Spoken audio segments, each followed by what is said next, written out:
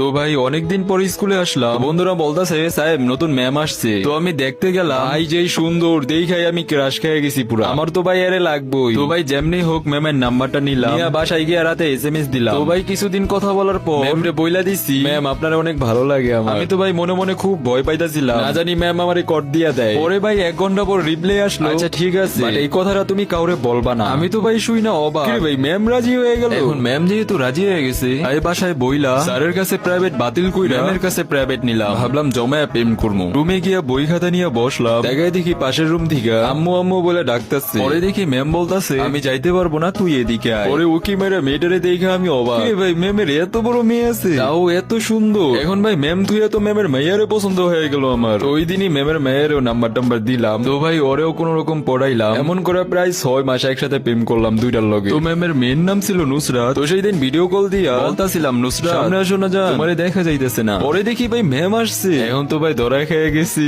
পরে ma'am SMS দিয়া বলে কালকে অমুক চিপাই এসো, তোমার সাথে আমার কথা আছে। তো গেলাম, পরে ম্যাম আমার বুঝায় বলে সাহেব আমার মেয়ের পিছন সাইরা দাও বলতাছি। তো আমিও বললাম পারবো না। পরে বলে আচ্ছা তাহলে এতদিন আমার সাথে যত কথাবার্তা হইছে সব তোমার বাবা মার কাছে দেখাই দিই।